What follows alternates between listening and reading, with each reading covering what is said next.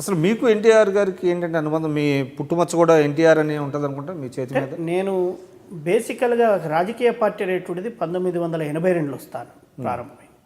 కానీ నేను 1976 నుండి ఎదురులేని మనిషి సినిమా ద్వారా ఆయన యొక్క అభిమానిగా ఆయనతోటి 1980లో మద్రాసు వెళ్ళడము, అప్పుడు సర్దార్ పాపారాయుడుకు కళాసాగర్ అవార్డు ఇవ్వడము, ఆ అవార్డు లోపల ఒక మెమంటో తయారు చేసుకొని మేము వెళ్ళడము, జస్టిస్ చౌదరి సినిమా షూటింగ్ సందర్భంలో వారిని కలవడం, ఆ మెమంటోని వారికి సమర్పించడం, వారితో ఆ అనుబంధం అట్లాగే పెరుగుతూ పోయింది. అంటే వెళ్ళిన ప్రతి అభిమాన్ని కలిసేవారు ఆయన? ఎంతమంది వచ్చినా కానీ పొద్దున ఉదయము ఆయన బజుల్లా రోడ్ లోపల ఉదయం వెళ్తే ఎంతమంది వచ్చినా కానీ అందరితో మాట్లాడిన తర్వాతనే ఆయన స్టూడియోకి వెళ్ళేటువంటి వాడు. ఆ క్రమం అన్ని వందల మందిలో కొద్దిమంది అంత సన్నిహితం అవడానికి కారణం ఏంటి మీలాంటి వారు? అప్పుడు ఆయన కలిసేవాళ్ళం అంతే. ఎప్పుడైతే 1982లో పార్టీ ఆవిర్భవించిన తర్వాత ప్రప్రథమంగా రామకృష్ణ సినీ స్టూడియో లోపల అభిమానులకు సంబంధించినటువంటి ఒక సమావేశాన్ని ఏర్పాటు చేయడం జరిగింది. ఆ క్రమం లోపల ఏమైందనంటే, నేను అంతకుముందే డ్రామాలు వేసేటువంటి అలవాటు, నేను నాటకాలు దానిలో దీనిలో వేసేవాడిని. ఆ క్రమం లోపల నాకు కొంచెం స్టేజ్ ఫియర్ కొంచెం లేకుండా ఉండేది కాబట్టి ఆ సమావేశం లోపల నాకు మాట్లాడే అవకాశం వచ్చింది 82లో.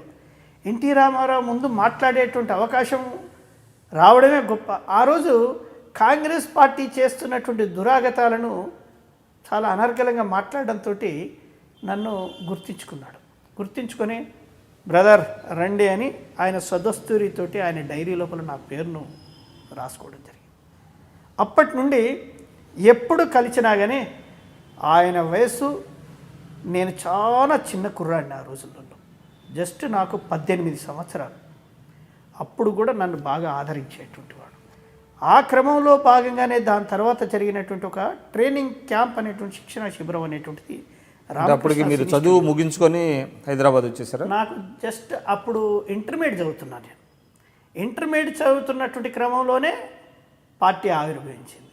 ఇంటర్మీడియట్ ఎగ్జామ్స్ రాస్తున్నటువంటి క్రమంలోనే ఇటు శిక్షణా శిబిరాలకు అటెండ్ కావడం, మీటింగ్లు అటెండ్ కావడం, ట్రైన్లో గుంటూరు కావూరు వినయాశ్రమంలో తెలుగు యువత శిక్షణా శిబిరాలు ఉండేవి. అక్కడ శిక్షణా శిబిరం పొద్దున్నుండి సాయంత్రం వరకు. ఏం చెప్పేవారండి శిక్షణా శిబిరాలు? శిక్షణా శిబిరాల లోపల ప్రజాస్వామ్య విలువల పట్ల, రాజ్యాంగం పట్ల, మనం మాట్లాడేటువంటి ఉపన్యాస రీతుల పట్ల, ప్రభుత్వం ఏ విధమైనటువంటి కార్యక్రమాలను చేస్తున్నది, ప్రజలు ఏ విధమైనటువంటి సమస్యలు ఉన్నారు, రైతాంగ సమస్యలు, కార్మిక సమస్యలు, అనేకమైనటువంటి విషయ సూచికలను ఆ రోజు ఇచ్చి మమ్మల్ని అందరినీ కూడా మాట్లాడిచ్చేటువంటిది. ఎవరు కండక్ట్ చేసేవారు అది? ప్రొఫెసర్ వైకుంఠం గారు అనేటువంటి వాళ్ళు. తర్వాత డాక్టర్ శ్రీనారాయణ రెడ్డి గారు స్వతహాగా ఆయన పొద్దున్న కూర్చొని ఒక్కొక్కరితోటి మాట్లాడించేవాళ్ళు. మాట్లాడించి ఏ విధంగా మాట్లాడాలి, ఉపన్యాస రీతులు అనేటువంటిది కూడా ఒక సబ్జెక్టు. అంటే వారు కూడా శిక్షణా శిబిరాల్లో ఇన్వాల్వ్ అయ్యారా? చంద్రబాబు నాయుడు గారు కూడా రాష్ట్రం కాదు, నేను అనేది సినారే చెప్పేవాడు. ఉపన్యాస రీతుల గురించి ఆయన చెప్పడం కాకుండా ఇక్కడ ఏదైతే ఆ శిక్షణా శిబిరంలో పాల్గొన్నటువంటి వాళ్ళందరినీ కూడా మాట్లాడించేవాడు.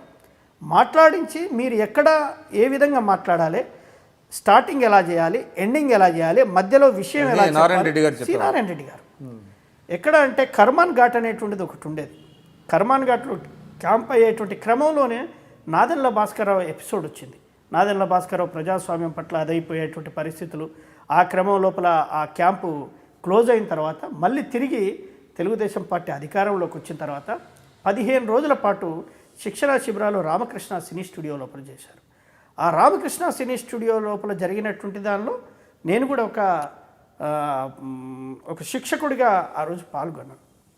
ఇవాళ ఉన్నటువంటి పోచారం శ్రీనివాసరెడ్డి గారు కానీ, తీగల కృష్ణారెడ్డి గారు కానీ, మధుసూదనాచారి గారు కానీ, అనేకమైనటువంటి వ్యక్తులు ఆ దానిలో శిక్షణ పొందినటువంటి వారే. సో మీకు శిక్షణా శిబిరాల్లో మంచి అంటే విలువైనటువంటి రాజకీయ అంశాలు బోధించేవారు అన్నమాట.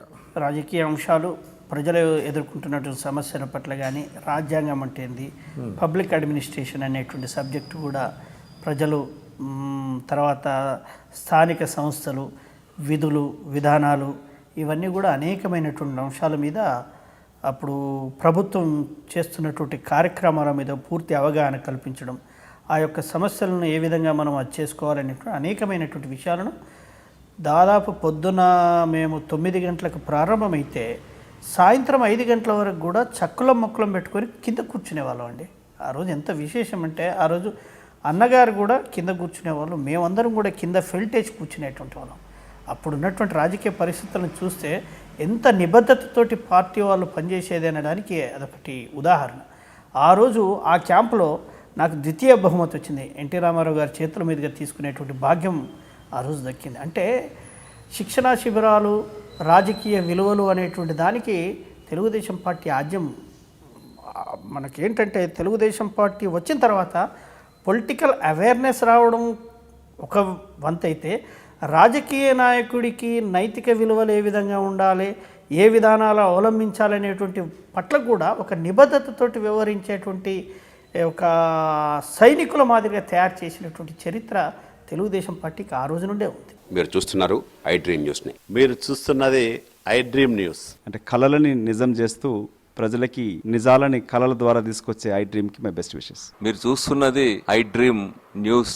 మీరు చూస్తున్నారు I dream channel. For more videos, please subscribe iDream. మరిన్ని వీడియోల కోసం ఐ డ్రీమ్ని సబ్స్క్రైబ్ చేయండి. Please subscribe I dream. And I'm very much satisfied with the way interview went on. Kindly subscribe to iDream. For more videos, subscribe to iDream. And loads of fun entertainment and content. Do watch